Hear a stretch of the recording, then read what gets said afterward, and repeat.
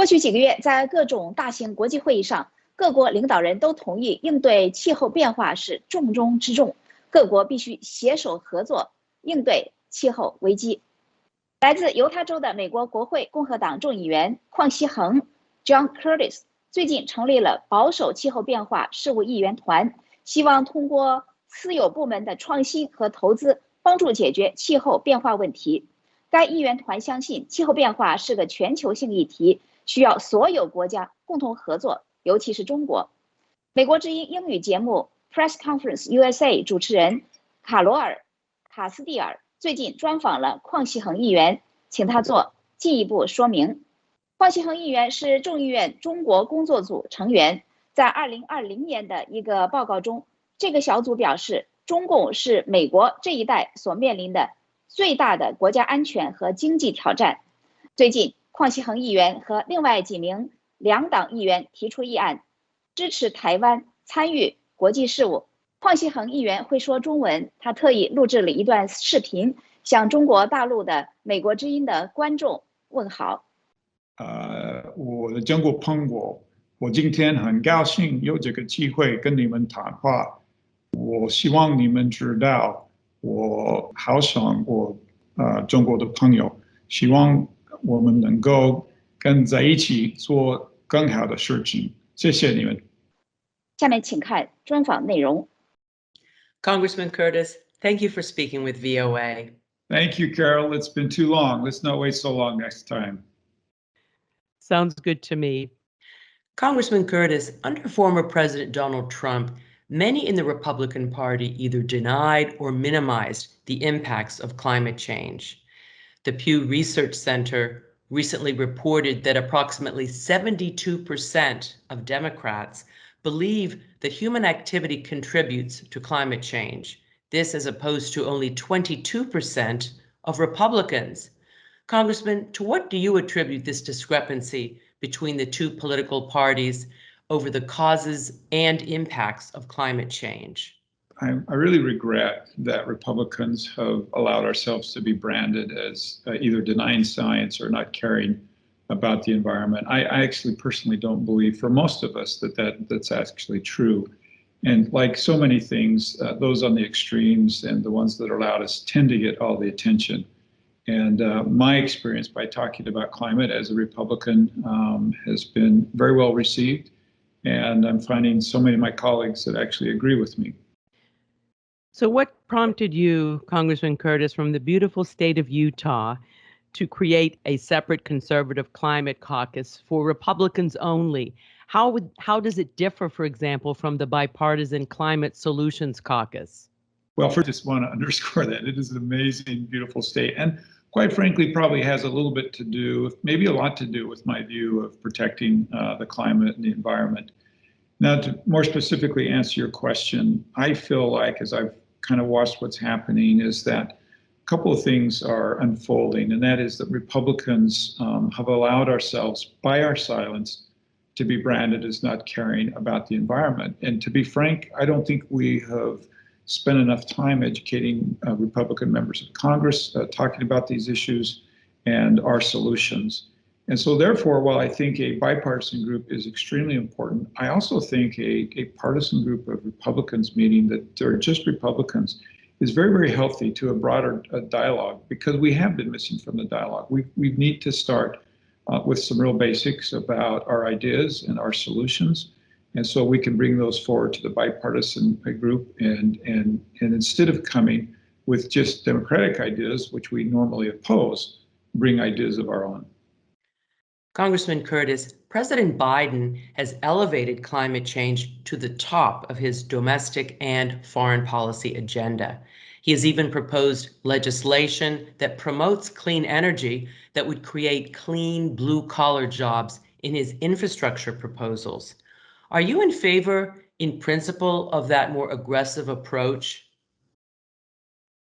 That's a really hard question. I don't mind telling you that I have been disappointed with what we've seen coming from President Biden. It's very partisan. Much of it is in the category of kind of what I would say is the extremism. And I represent a county, it's called Carbon County. He's not these jobs he's talking about, they can't touch and feel and see them. They don't like it when somebody from Washington, D.C. says, I'm going to teach you how to code. They're worried about their futures and the futures of their kids. And without actually getting into that community and understanding what this transition and how brutal this transition is for them, it's really hard for Washington to mandate these solutions. And I think we've done a really terrible job of reaching out to communities that are in transition and showing them that we truly care about them. These are good men and women, and in many ways they bore the brunt of the Industrial Revolution on their backs, both with safety and health and working conditions. And I think we owe them a little bit more than that. Congressman Curtis, turning to the world stage, the United States and China together represent almost 40% of global emissions. And on his first day in office, as you know, President Joe Biden reversed former President Donald Trump's decision to withdraw from the Paris Climate Agreement, to which China has signed on. Are you in favor of the United States returning to the Paris Climate Accord? Well, let's just break it down just a little bit. You say that we're responsible for 40%, but we know the U.S. is responsible for less than 15%. That means that China is responsible for a whopping amount of greenhouse gas emissions, far in excess of what's coming out of the United States. And the Paris Accord not only tells them they don't have to cut back, but allows them to increase their emissions for the next 20 years. So of course I've got concerns about that. If here again, let me come back to this concept of what really matters is worldwide greenhouse gas emissions. And the Paris Accord fails in cutting worldwide greenhouse gas emissions because we don't hold China accountable. And as a matter of fact, we let them continue to increase their emissions for the next 2 decades. Now, it depends on who you listen to, but it'll be too late in 2 decades when China finally gets around, if they ever get around, to cutting their emissions. I think we've got to be more honest about the science in this. And the science tells us that China must engage immediately. And so you don't think that the Paris Accord does enough to pressure them? Yeah, I mean, in the accord, it lets them continue to increase their emissions for 20 years. How can anybody think that that's enough? Is there a difference between how the accord treats China vis-a-vis the United States or India, for example, or any other large CO2 emitters? Yeah, so we talk about China a lot, but India must be in the conversation. Russia must be in the conversation. I think one of the reasons that we are a little tougher on China is their kind of refusal to be part of worldwide solutions. I don't know that we're sensing that same thing, for instance, from India. But we've got to be realistic about the economy on the ground in India. We have people cooking with wood. That's a terrible thing for carbon emissions, right? So let's work with India, particularly, who'd be willing to work with us. And this is a really good example where we could use fossil fuels to dramatically lower greenhouse gas emissions coming from India and increase their quality of life in a substantial way by moving them from these wood stoves or coal burning stoves to natural gas. I would like to return to China, Congressman Curtis. You know, it's a huge challenge for the United States. Beijing is challenging democracy around the world.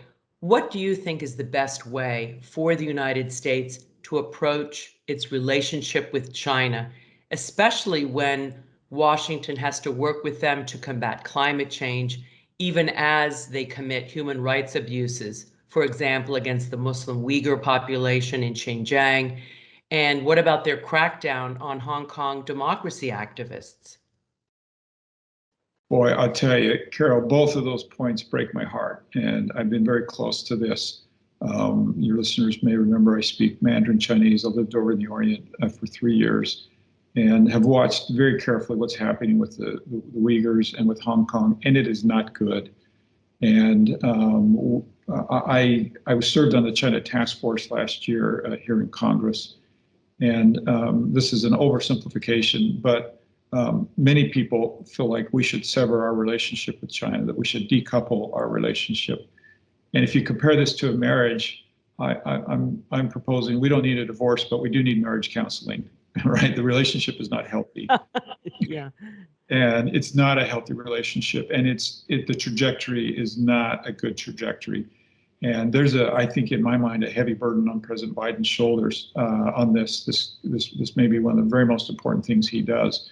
And you can view that from a climate perspective. You can view that from a human rights perspective. You can view that from an economic perspective, right? Almost any lens you put on, this is a serious problem for President Biden, and one for which he needs all of us to help him move the trajectory to improve this relationship. We don't have the luxury of having a bad relationship with China. We must fix this relationship, but it is very, very broken.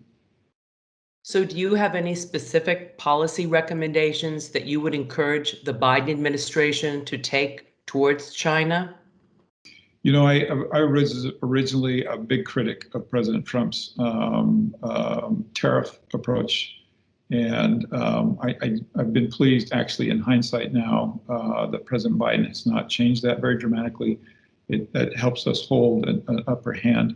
One of the things I think that's too often overlooked is that the stronger our relationship is with other countries, the more we're able to change our China relationship. So continuing to strengthen trading ties, like doing things like the new MCA with Mexico and Canada, and getting back into trade agreements with our other allies around the world.